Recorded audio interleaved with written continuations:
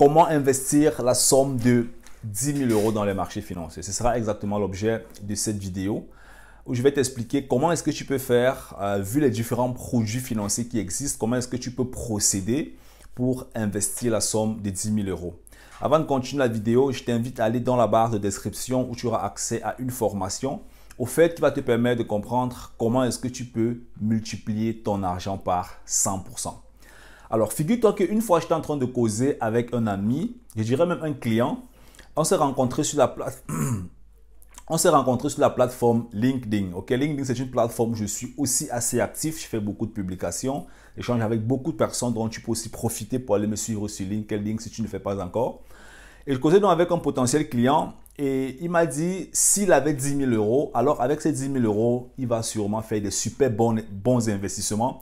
Et il sera complètement imbattable en fait dans le marché financier, notamment en bourse. Il parlait justement des devises en fait, du marché de l'échange des monnaies, les devises dans le forex. Je lui ai dit comment est-ce que tu vas investir, bien comment est-ce que tu vas trader 10 000 euros dans le marché financier.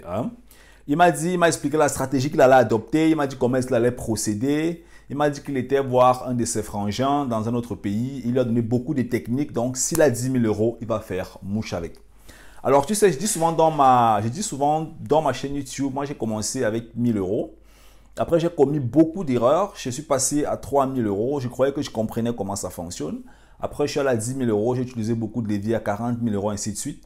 Après, j'ai aussi commis des erreurs. À un moment donné, j'ai décidé en fait de me professionnaliser en fait dans le domaine. Me professionnaliser, ça veut dire en fait que j'ai complètement décidé de comprendre comment est-ce que le marché boursier fonctionne de manière professionnelle et de pouvoir prendre ça en fait comme pilier pour toute ma vie. Tu vois un peu. Parce qu'aujourd'hui, je suis toujours actif. Je suis actif en bourse. Je fais des investissements long terme, moyen terme, court terme. Et j'ai une stratégie en fait que j'utilise. Je dirais même en fait trois stratégies, tu vois, qui me permettent en fait de pouvoir me focaliser sur ce que je fais et de générer en fait mes gains sur le court, moyen, bien sûr long terme, tu vois. Alors, la question qu'il faut se poser, ou bien le point fondamental, si tu veux par exemple faire un investissement avec 10 000 euros. Pourquoi je te raconte tout ça? Parce que ce que tu dois comprendre en fait, c'est que beaucoup se disent en fait souvent que non, si j'ai 100 000 euros, je vais faire mouche. Si j'ai 20 000, je vais faire mouche. Alors, en général, dans le marché financier, on a différents produits. On a les fonds, on a les actions, on a les ETF, on a les dividendes, on a les options, on a les certificats, on a les prêts d'État. Et chacun de ces différents produits a une rentabilité qui est différente. Chacun de ces différents produits a une performance qui est différente. Donc, si tu investis dans les actions, tu seras directement en contact avec la volatilité de l'action. Ça veut dire que tu pourras beaucoup gagner, comme tu pourras aussi beaucoup perdre si tu ne comprends pas comment la gestion des risques fonctionne. Si tu comprends comment la gestion des risques fonctionne, tu vas exactement perdre une certaine quantité, mais tu vas augmenter en fait ton niveau de gain. Ça, c'est extrêmement important. Donc, tu vas perdre une petite quantité, mais tu vas augmenter ton niveau de gain. Alors, ça, c'est tu es dans les actions directement. Alors, maintenant, tu peux aussi te déployer dans les trackers, ce qu'on appelle les ETF en allemand. Tu peux te déployer dans les trackers, les ETF. Et dans cette segmentation, mais dans cette partie de marché, tu pourras complètement couvrir le marché mondial. Ça veut dire qu'il y a des gens qui vont te dire que la bourse, c'est risqué. Si tu investis par exemple dans les trackers, les ETF, tu peux complètement décider d'investir dans 1000 entreprises en utilisant un tracker. Ça veut dire qu'il y a des trackers qui couvrent plus de 500 entreprises. D'accord? C'est un peu comme si tu investis dans 500 entreprises en passant par un instrument. La probabilité vraiment que ton argent soit perdu ou bien se perde est extrêmement faible. Je dis extrêmement faible. Donc, alors, si tu es dans cette logique des trackers, tu vois que tu auras un risque en fait qui est petit, tu auras une rentabilité sur le long terme et tu pourras être vraiment un peu plus calme que celui qui investit directement dans les actions, tu vois. Alors, l'autre produit maintenant sont les prêts d'État, ce qu'on appelle Anleihe en allemand. Ça veut dire que tu vas prêter de l'argent à certains pays et va te donner des intérêts. Un autre produit, c'est le Forex. Là, tu es vraiment en trading. Tu peux faire aussi du Forex. Là, tu dois vraiment être acteur dans le Forex. C'est vrai aussi que tu peux faire de l'investissement dans le Forex où tu achètes le coût d'échange des monnaies. Tu laisses ça aller sur le long terme. Et l'autre produit aussi qui est assez intéressant en dehors des actions, les fonds, les trackers, on a les options. Ok, les options, c'est quelque chose en fait pour débutants, c'est un peu complexe. Je préfère pas souvent trop aborder la notion des options. Pourquoi? Parce que c'est un sujet qui est... Bon, c'est pas vraiment complexe, mais quand on est encore complètement au début, ça fait souvent parfois avoir les mots de tête. Donc, on va laisser ça pour d'autres séries de vidéos. Alors, si tu as 10 000 euros, comment est-ce que tu places tes 10 000 euros? Est-ce que tu divises en deux? Tu dis, je mets 5 000 euros dans telle entreprise, 5 000 euros dans telle entreprise. Est-ce que tu divises en 4? Tu dis, je partage dans 4 entreprises différentes. Est-ce que tu fais ce qu'on appelle une stratégie gâteau? La stratégie gâteau, ça veut dire quoi? Ça veut dire que tu vas couper tes 10 000 euros en proportion par rapport à ton niveau de risque en fait. Donc, tu vas te dire, bon, ok, je vais prendre 20%, je vais investir dans des pays émergents.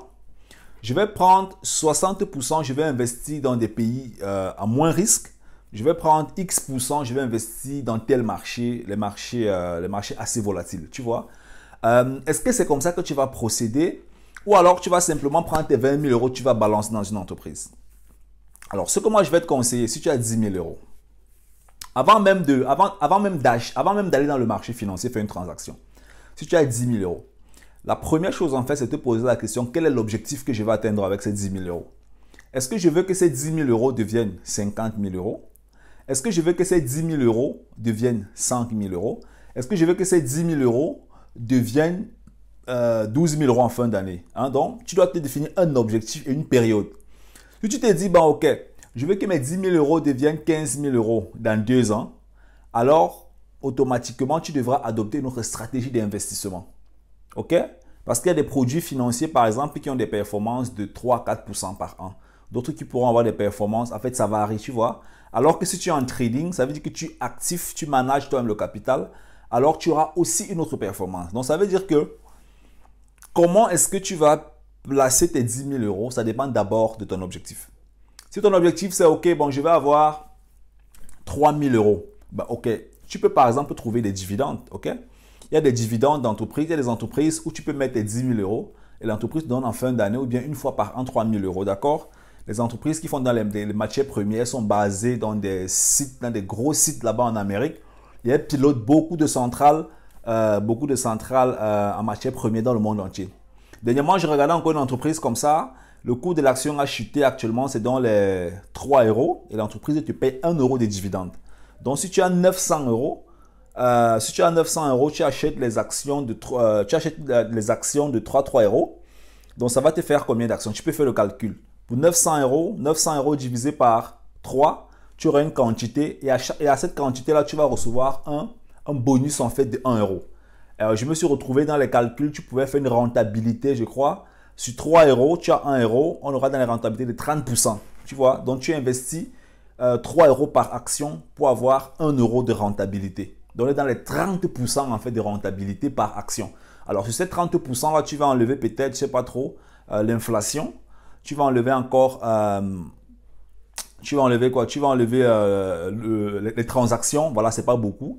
Et puis, tu vas enlever encore les impôts. Ce n'est pas aussi beaucoup. En général, en bourse, en fait, c'est dans les 25%, parfois même 6% quand tu comprends ce que tu es en train de faire. Donc, tu enlèves ça.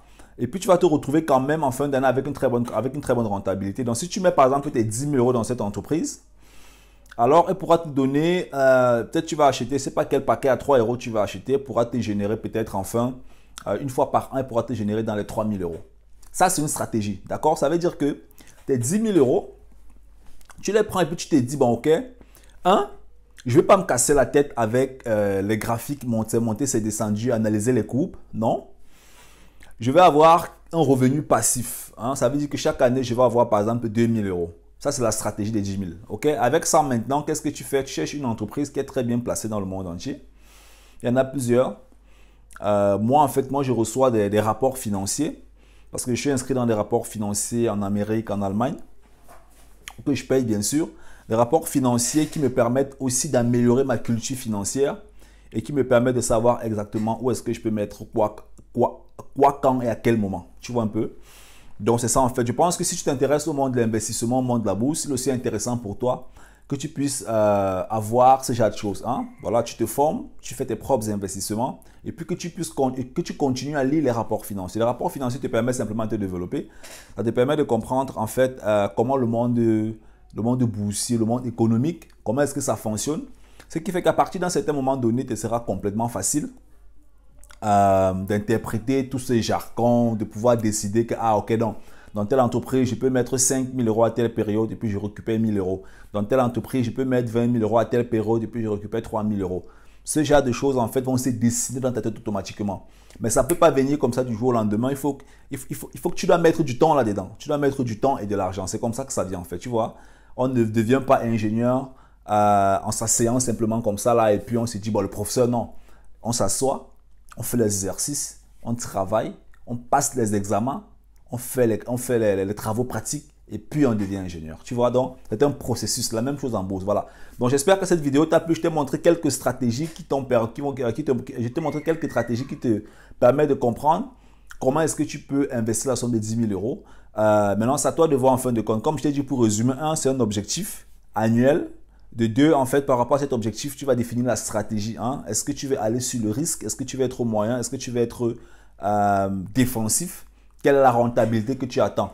C'est par rapport à ça que tu choisis comment est-ce que tu vas placer en fin de compte les 10 000 balles sur le marché financier. Alors, n'oublie pas, dans la barre de description, tu as accès à une formation offerte qui te permet de comprendre comment est-ce que tu vas multiplier ton argent par 100%. Si tu as besoin d'accompagnement, dans la barre de description, tu as aussi également mon adresse email, tu as mon numéro de téléphone.